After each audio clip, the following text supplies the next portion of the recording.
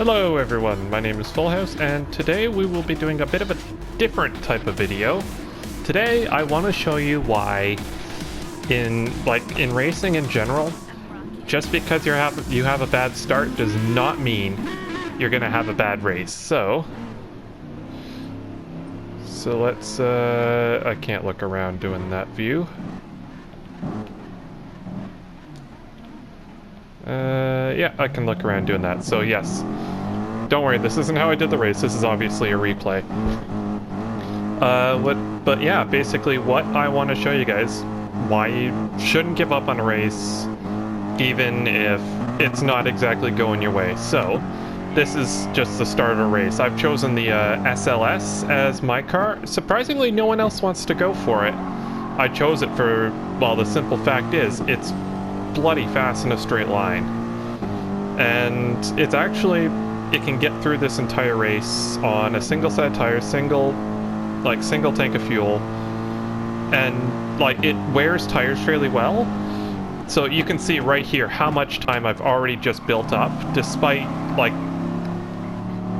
the Porsche was able to keep up with me through draft, but you'll see that multiple times throughout the video. So as you can see, very close racing. I get nudged slightly wide by this guy. I don't think he was intending to be malicious at all. I get a big tail sliding moment there.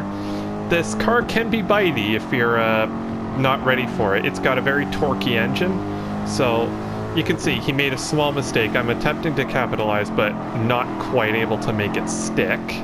So I fall back into line and just sort of let him do his thing. The SLS tends to struggle here. It struggles through these bends. It feels fairly front heavy, even though as a car it's not. You can see I'm also getting chased down by this guy in the Mustang. So yeah, overall, I've lost one position. Not a bad start, but I'm seeing an opportunity up ahead as that guy has gotten himself a penalty. And that combined with the SLS's straight line speed. Now just watch. I can reel in this guy without any issue whatsoever. I do make a mistake here. I decide to overtake him, then I realize what's actually going to happen here. So I just back out of that because that's just... Basically, I was going to make a sandwich that no one wanted to be in. So I backed out and let him by. And this actually turns out to benefit me slightly. This guy is going to be a major focus of this video. The guy in the Aston Martin. Madda. He is a very fast racer. He actually set the fastest lap. A 207.0 or something like this around this track, which is bloody fast in a Group 3 car. But what I notice immediately, he's a very sort of sketchy driver. He's very fast, but he seems all over the place, and I don't you'll see what I mean further into the race. So these two are going to be battling it out for a bit. As you can see, he's really not very considerate of the car on the inside, and naturally he that wasn't going to work out well. I'm amazed he made it work on the outside, but he managed to clip the apex on that corner fairly well. So I'm just hanging back here watching at this point, just looking for an opportunity. Again, I'm right on the back of this car, but I'm not going to make any moves just yet. I'm waiting for my opportunity. I made a mistake there, but I'm just waiting on a mistake here. So we will skip forward a bit because nothing interesting really happens there. And yeah, I believe, yeah, just the main straight. So yeah, this continues for a little while. Okay, so I think I just missed the part here. So this happens. There's some contact between the two cars. I smell blood in the water, so I want in on this. So I'm gonna try and undercut him, and then this Aston Martin slows down for no apparent reason. I'm almost wondering if you want to brake check him. Either way, the Porsche deals the brunt of the damage. I'm not quite sure. He was a bit slow off of the line there, but I take full advantage and promptly ruin it by driving into a wall. But I don't know why I slowed down, but it kind of just put us both in a bit of an awkward position. I think the Aston should have been the one to get that penalty. The Aston was the one slowing down in a straight line, but welcome to GT Sport penalties. So in this case, this is exactly sort of what I want to see. The Aston keeps making mistakes, and might take out another guy with me, and the Porsche is already behind me, basically. He's got a 3-second penalty, and that combined with my straight line speed means there's just nothing he's going to be able to do about it. So yeah, there are actually 2 slowdown sections on this track. One on the back straight here, and another one on the straight, I believe, going up to the corner, up to T2. So yeah, he's gone. So now it's just me and him. So I've recovered back to my 3rd place starting position. So I'm gonna take it safe. Again, that's the name of the game. Not really slow and steady, but I know my lines, I know where I'm fast, and I'm just gonna keep being fast there. Now, I should probably, at this point, you can see we're starting, well, the fuel's running down. Fuel's not an issue in this race. I didn't have to fuel save at all. It's 4 times fuel consumption, 7 times tires, so we're all forced to run racing hards, and for now, tires aren't really an issue. Everyone's going fast, everyone's having a good time, nothing's dying, sort of. Yeah, I'm getting chased down by this Thugber Mustang. He's also quite fast. So I haven't been able to set any decent, like, well, okay, this right here, this was my mistake. I completely misjudged the braking point. I was looking for an opening, and that was completely my fault. So what I did is I backed off, I made sure I didn't gain anything from that position, I let him get a bit ahead, and I ended up losing the position. This, however, is free game. So yeah, that right there was going to be sort of a rage quit, because to be honest, he came right across, he cut me off, he slammed me into the wall, and then just trying to accelerate again, the torque of the V8 in this car, it just makes the car spin.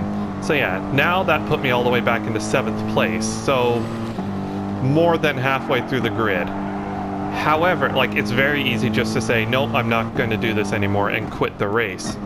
However, you should not do that, because, quite frankly, okay, yeah. As you can tell, the icon in the bottom left corner isn't really the most accurate. Like, it looks like there's almost no tire wear, but at this point, I'm starting to feel the car moving around a lot more. This guy was slow off the corner. That, again, the SLS is fast in a straight line, so I'm just looking for an opening. I know my car's faster, I'm just going to overtake him, basically. I'm going up the inside, and because of my placement, I timed this well. This will also put me on the inside for the corner, had we been side by side, which thankfully it never happened. So braking just past the 150 board, it's a little deeper than I normally brake, but it paid off. I was able to keep him off my tail, and at this point he's fallen behind. So we're back up to 6th. So our next man is Jello Man 690. So again, jumping ahead a bit. Nothing much happens here. We're kind of stuck in no man's land. I believe, if you could probably see just over the crest, one of them has actually landed a penalty. I suspect, again, some dueling. Oh, and by the way, I should mention, the guy driving the Aston Martin, he's no longer here. Even though he got out of that without trouble, he must have rage quit or something. He had enough. So that, again, that technically I probably should have ended up in 8th, but because he left, I managed to inherit 7th and now 6th. So one of them got a penalty which slowed them down, and the entire pack is starting to fall behind. Now that tire wear is starting to set in, they're starting to slow down. And quite frankly, the SLS, it's extremely good on tire wear. You can see it's quite understeery normally. So what happens is someone's gone off, tire wear, that's 5th. And again, that person rage quit. So a lot of people in GT Sport are terrible at dealing with tire wear and fuel. This is something I'm fairly good at. I don't mean to brag, but yeah. So braking at the 100 board, which the braking points don't change much as the tires wear down, thankfully. But you will see later in the video that I do brake a bit earlier.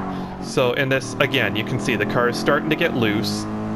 I moved the brake bias all the way forward in this car, And that, I found, had the best results. It was still a bit sketchy sometimes. Sometimes the rear would still move around, but it's much better than I was moving it at around 3 before, and the rear end was moving around way too much. So yeah, brake bias all the way forward. This thing has exceptionally good brakes. Okay, and there you go. Another one. Crashed. I suspect also due to tire wear. This puts us back into 4th. So we're not setting the fastest laps of the race. However, we're consistent.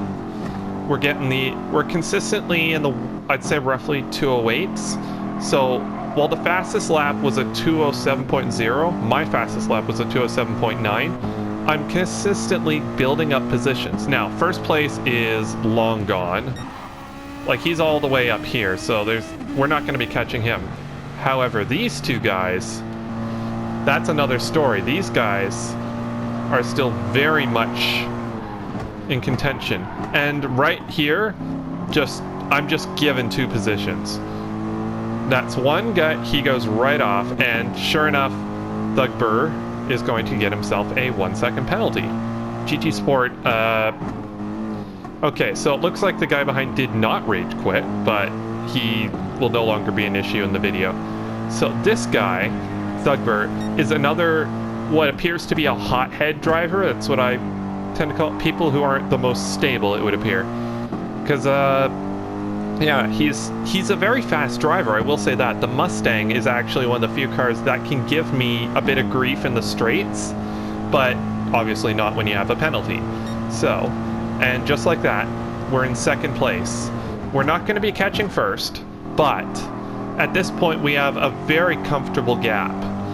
However, at this point it's easy just to get complacent and sort of say, just get complacent and slow down a bit.